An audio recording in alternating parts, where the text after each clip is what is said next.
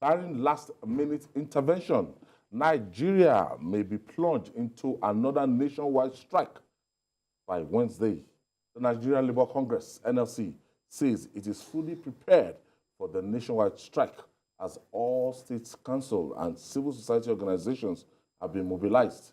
NLC officials said they have just finished putting finishing touches to effective mobilization for the strike. Jide, will this return back? Are we going to go back to the pre-subsidy era? Is this the mandate, or this is going to plunge the country into economic quagmire? Well, I just hope this strike does not take place. It's not every matter that you resolve through industrial action. We saw how ASU went on industrial action for so many months. It was not resolved. It was the students that suffered. In this case, it is the economy that will suffer, and that is why I agree with Senator Ojuzo Kalu, who appeals to people not to the NLC not to go on this strike. He spoke as an employer of labor too. Yes, running companies.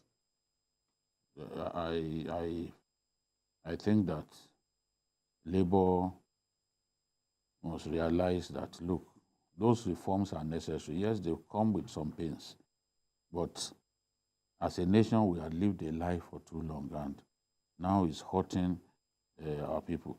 What do they want government to do? To go back to the subsidy era? Is that what they want? If you are talking about palliatives, yes. What are the steps that need to be taken? Government and NLC need to come together and agree on those steps.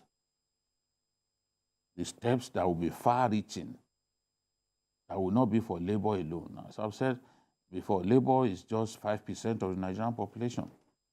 There are other Nigerians who contribute their quota to our nation's well-being, to boosting our gross domestic product as a nation. All those farmers that nobody knows their names, they are just as important as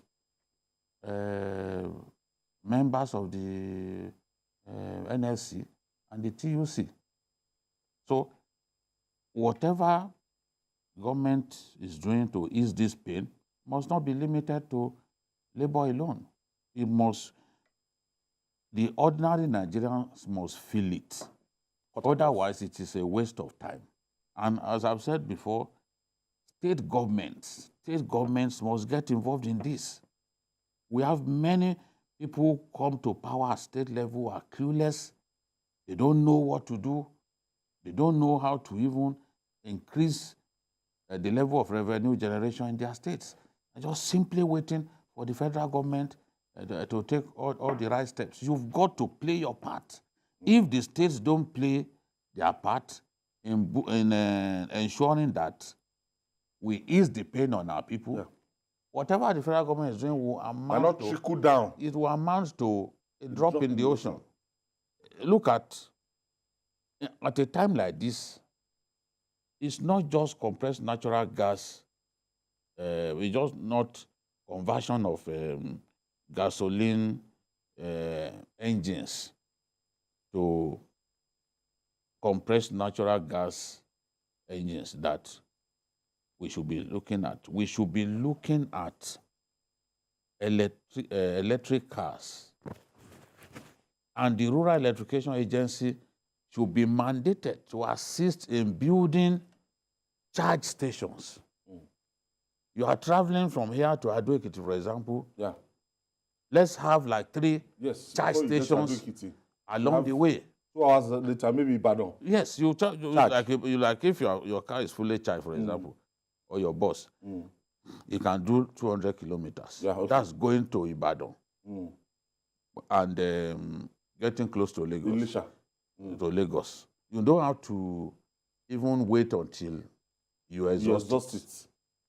That would be foolish. Halfway through your journey, you can charge it, and then you'll be able to bring this back, bring your passengers back. So if everyone is thinking about the future, the Americans, they are not thinking about fossil fuel deposit. They are thinking of the future, a future when we will no longer even need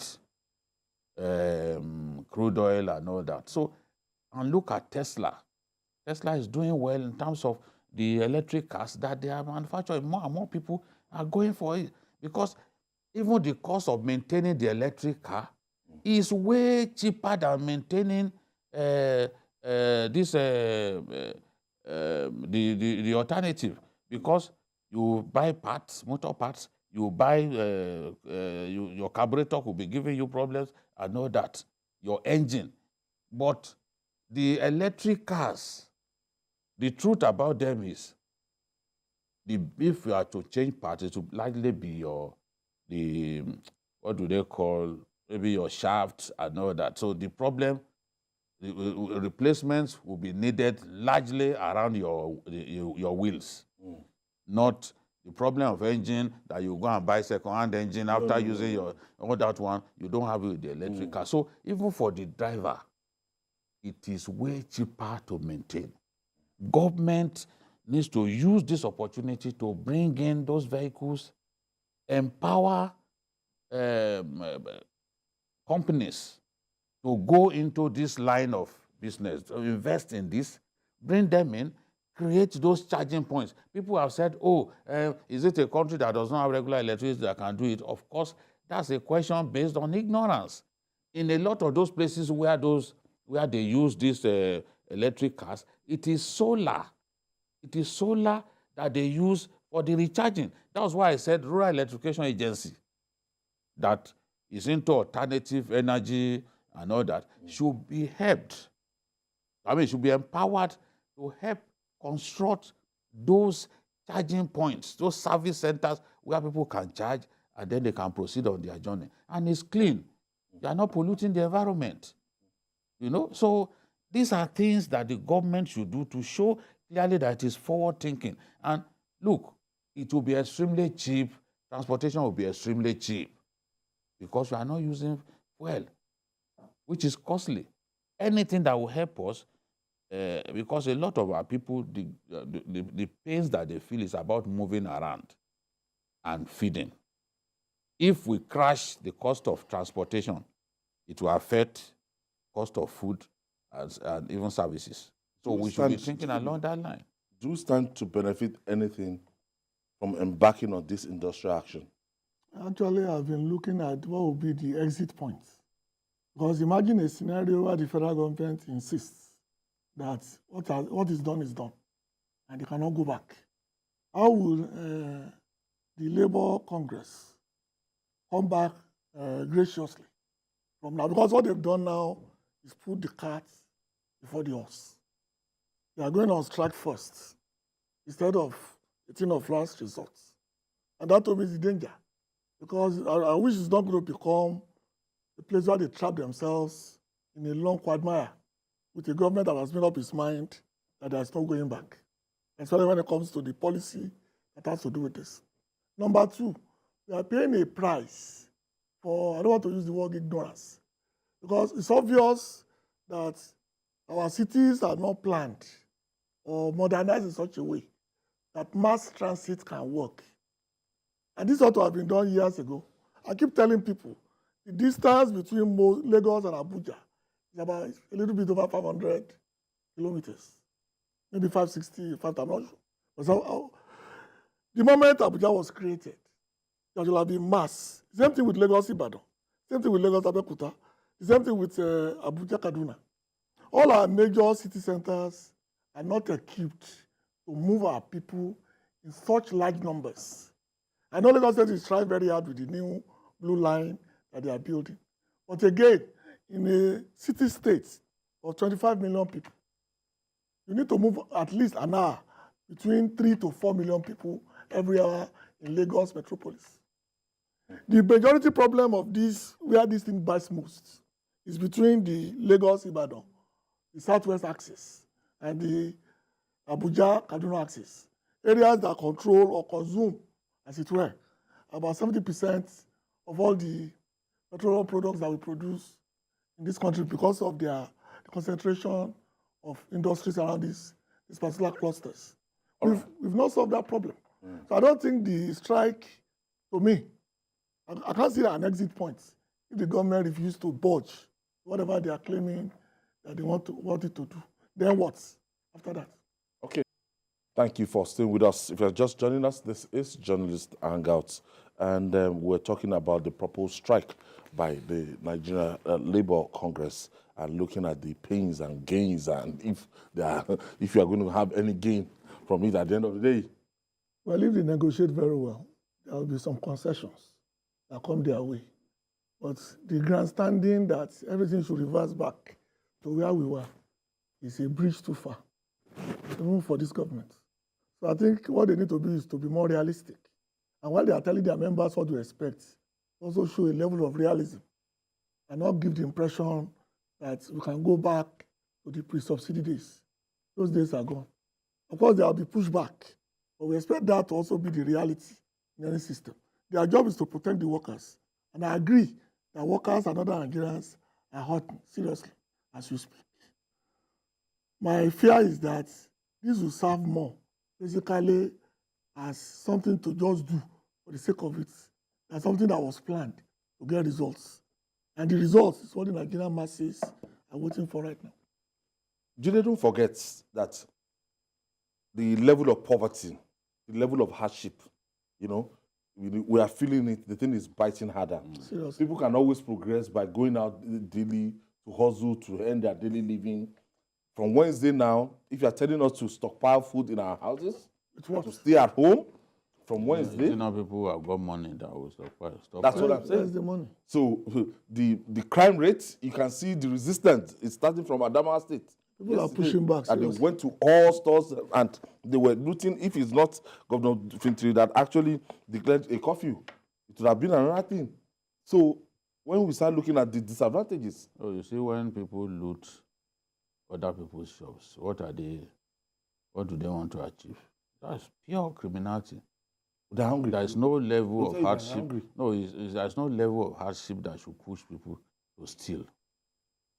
No level of hardship.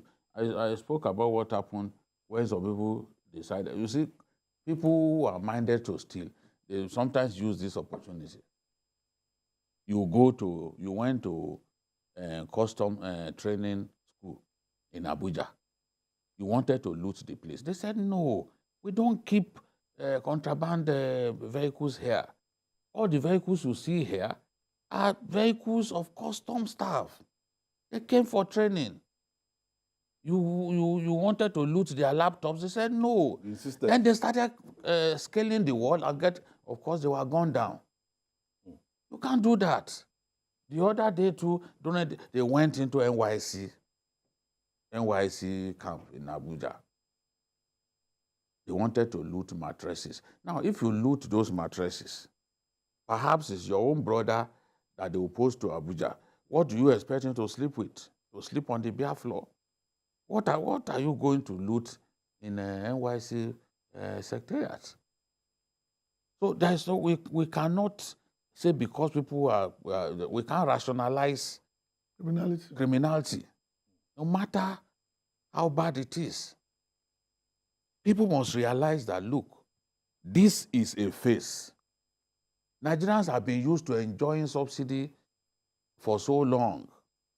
There was a time that even air flights were subsidized in this country. So that pain that comes with coming up with some initiatives meant to help our country, people are not prepared to wait. Okay, look at the convergence of the foreign exchange market. Some people are already dismissing it just because some individuals who operate in the black market are trying to ensure that it doesn't work. But whichever way you look at it, the gap that used to exist between the parallel and I mean, official rates. yes, the gap that used to black market exist rates has been breached. It's been breached. It's not like before when it was 446 and they were selling at 740, even 720, sometimes even less than 600. The gap has been breached between the I and E window and the parallel market. Immediately, our liquidity improves. There will be more forex to sell to those who genuinely need them, and people won't need to be going to the black market, where it's way too costly. Yeah. But our people are not even prepared for that time.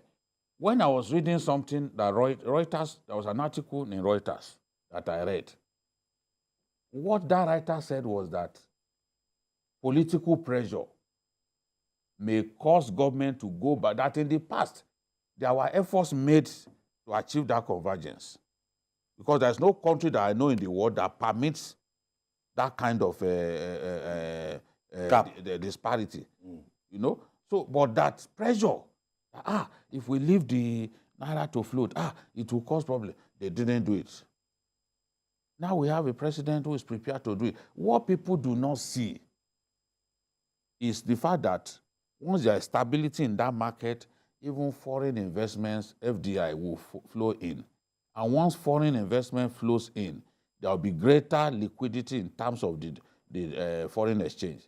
More foreign exchange will be brought in, which will cause people to be able to access the forex that they need.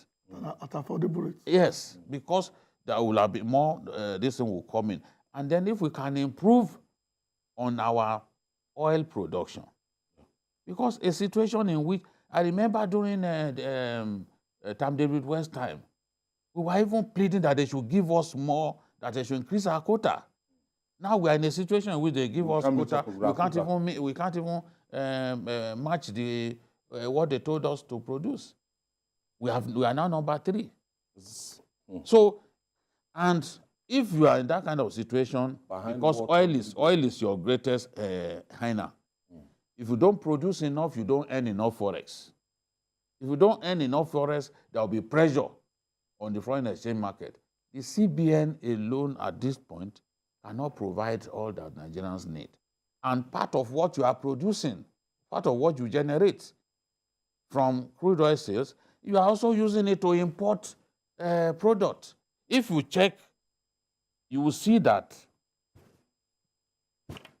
the costs of bringing imported fuel into our country is what is consuming our forex the most. But successive governments were unable to do something about it. So GKB, in the next 48 hours, what's your advice to the Nigerian Labour Congress? And they should make their position very clear and then make sure that whatever they are looking for are realistic. I'm on that point because a lot of workers are under the impression that this strike will lead to a reversal of the 2 policies. It's not going to happen. The NLC is not controlling that narration. And that, to me, is the fair. Because I've spoken to people today who have told me that once they go on strike, they're only coming back when the price of fuel returns to where it was, or when the forex go back to something. Those are impossible demands. That's my fear. People will go on strike, a lot of people will suffer, and there will be no exit points. No, you see, the pressure will be on both sides. I don't government will make concessions. On both sides. Yeah. The problem, you see, the best that government can do is to think of easing the pain. Seriously. People who want us to go back to the subsidy era, they are enemies of the Nigerian people. Because this subsidy problem we're paying had created a big fiscal crisis for us, to the point that we are struggling to even meet our obligations as a nation. You are spending about 93% to service debt. And it was projected that was even the figures for the previous year, it was predicted that It was low end. this year it will go beyond 95%. So how do you continue? If what you earn, you simply spend all what you earn to subsidize petrol, that a lot of our neighbors. There's a video that we are going to play here one of these days. If you see thousands of jerrycans at a border community, in Cameroon, the moment the subsidy stopped, those guys, their smuggling came to an end. So what were they expecting us to do?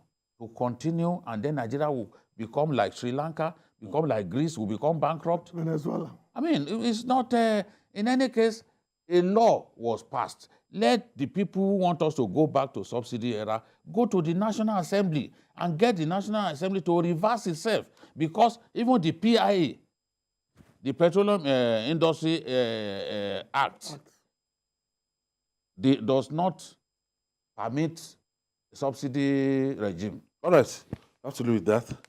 It's an ongoing Matter. crisis, and we hope in the next 48 hours that reason will prevail.